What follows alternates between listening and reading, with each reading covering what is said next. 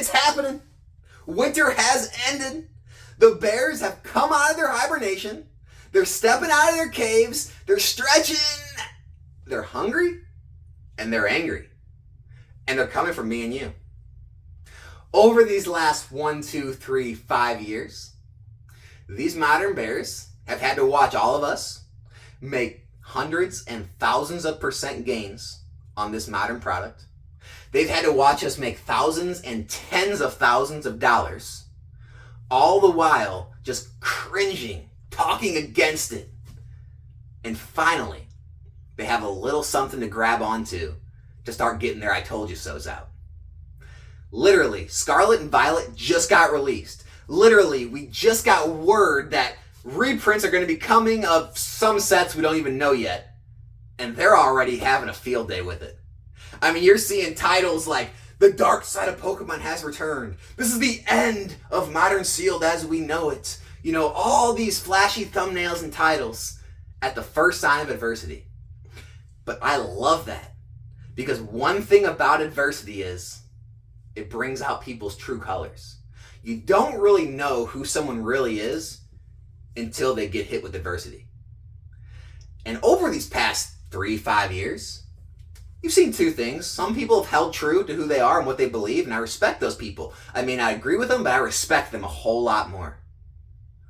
The other side, they started to leave their roots behind and jump on board the bandwagon, right? They started to, step in the water on the Modern Sealed. And then they became full-fledged, oh no, Modern Sealed's amazing. I definitely think you should get Modern Sealed.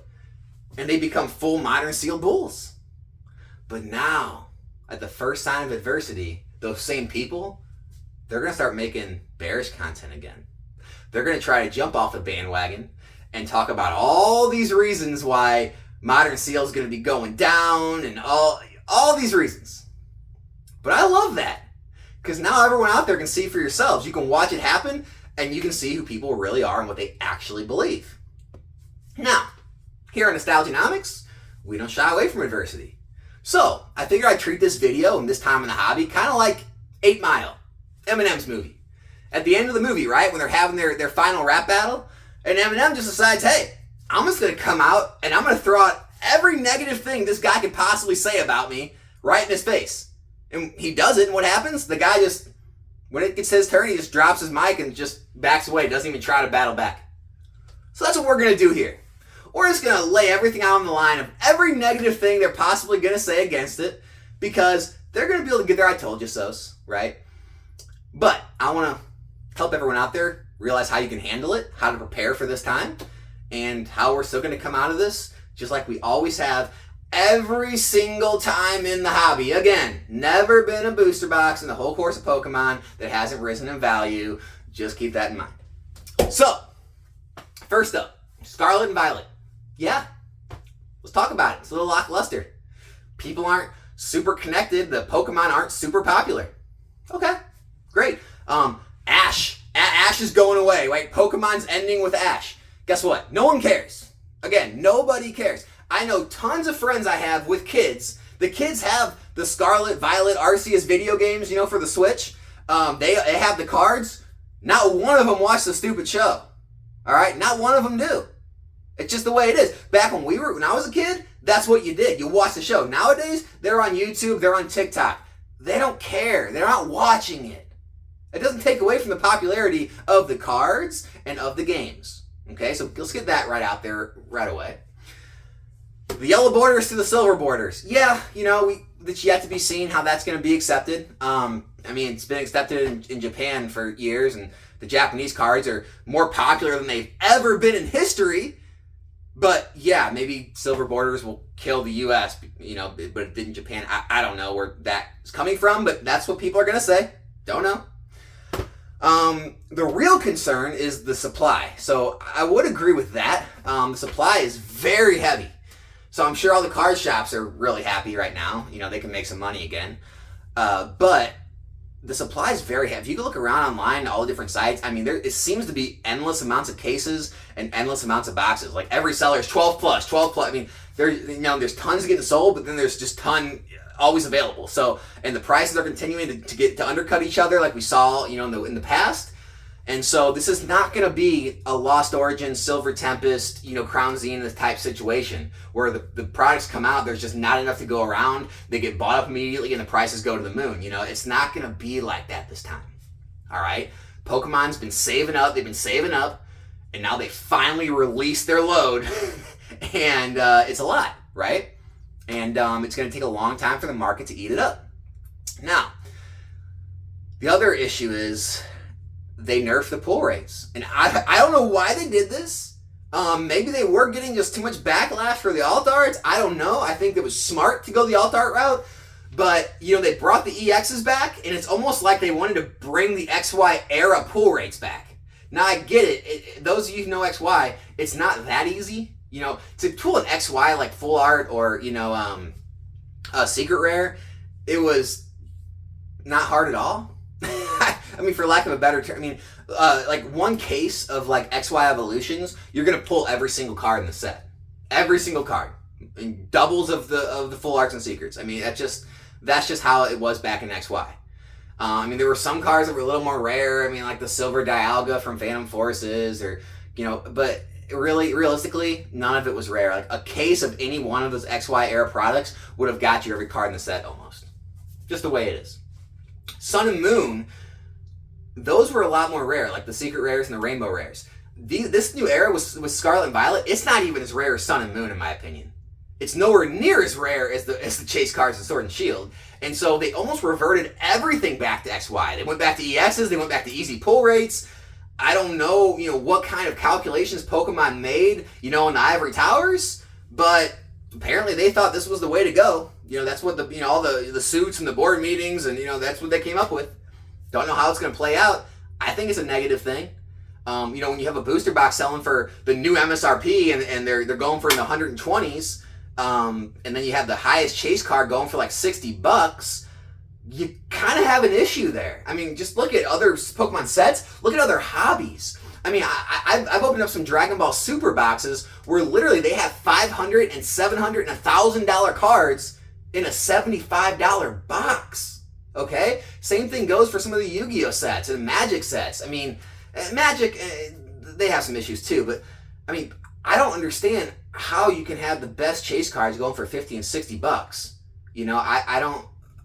I don't understand what's going to pressure people to open the boxes. I think the Whatnot streamers and the Twitch streamers and YouTube, box breakers, I think they're going to have some issues with this set. I don't think it's going to want to be as open as much. I don't know what people are going to be chasing at. People might just want to buy those cards for $50 instead of open endless packs and pay these streamers to open them. But again, I could be wrong. That's just what I see. Now, these are all going to be things that the Bears are going to use. The next thing is going to be the reprints. Yes, reprints are going to come. Guess what? Reprints have always come in the history of Pokemon. Boxes have always risen. Now, if you don't got a tough stomach for this, and you don't want to see your unrealized gains go away, maybe it's time for you to take your profits, right? If you've ran these boxes up from 100 to 150 to 180, now maybe if you're in Evolving Skies and you're at 400, hey, if you're worried about reprints, if you're worried that you're not going to see these prices again for a while, you may not. You may want to take your money, roll those dice, and if they do get reprinted, I can guarantee you're going to be able to get in cheaper than they are now. I can guarantee the singles and the PSA cards are going to come down in price. But you're rolling the dice. You don't know what sets are going to get reprinted. It's not going to be all of them. Pokemon is not going to reprint every set. So you're basically just kind of playing roulette. You're kind of like throwing darts at a board. Like, this set maybe, that set, maybe this one won't. So you're kind of just gambling. So what I tell everyone is, hey, if you're in this for the long haul, and you're a true investor, and you're going to hold these long term, I think I'm kind of on the whole, Rudy, Alpha Investments mindset. In 2, 3, 4, 5 years, every one of these boxes in the whole era is going to be worth more than it is now. Can't guarantee it, but I'll tell you 99.9% sure I am. I think every box now is going to be more than it costs right now in Sword and Shield. So, if you believe that as well, just hold. And if the prices do drop and the sets you're in do get reprinted, and you got more capital and you want to put it to work and you believe that, buy more. You get more at a discount. You can dollar cost average your way into it, right? That's investing. Now, if you don't believe in that, if you truly are getting on that bandwagon of Modern Seal might be dead, these reprints are going to crush it, it doesn't have the popularity as it did when those sets came out, so it's not going to get as many buys when this reprint does happen, and so the product might sit around for a while, the prices might not recover. Hey, get out and realize your gains. I mean, that's really your only two options here. It's either hold if you believe in the investment for the long haul, or if you don't really believe and you're not sure, sell, realize your gains. If it does get reprinted and you want to get in at a lower price and you do think it's going to recover, buy it then. Other than that, though, that's kind of where you're at. I've been around since XY, all right? I've seen all of it, right? I was buying Evolutions in the 80s and 90s. I saw Roaring Skies and Ancient Origins go from the high hundreds, like 170, 180, 190 a box, and get crushed down to the 70s and 80s, all right? I saw all this happen. I saw Shining Legends go from $300 or maybe $200 or so in ETB and get crushed all the way back down to almost retail, like 60, 70 bucks in ETB after a huge reprint. All right? All of them back up. Ancient Origins, Roaring Skies, 3s and 400s a box. Shining Legends back to $300 in ETB, right? All the reprints we've seen, every single one of them have recovered. And if you look at them on the long span, like a 5-10 year chart, you can barely pick out where that reprint was. It's such a small blip on the overall chart, you barely remember it. So realistically, if you kind of went into a coma and you slept through like the next 6 months, a year, you might not even know a reprint happened, right? You might not even know Scarlet and Violet base set was unpopular. That's kind of where we are in Pokemon. So, yeah, the bears are going to have their way for a little bit. They're going to be able to say the I told you so's. Don't worry too much about it. Let them have their fun. Modern Seal, the booster boxes have consistently risen over time. I'm sticking with them. I'm not running. I'm staring adversity right in the face. You got to make the decision for yourself. Hope you make the right one. Hope you guys continue to make some good gains. Hope you continue to enjoy the hobby. And Godspeed. I'll be back here in a new video soon. I'm out.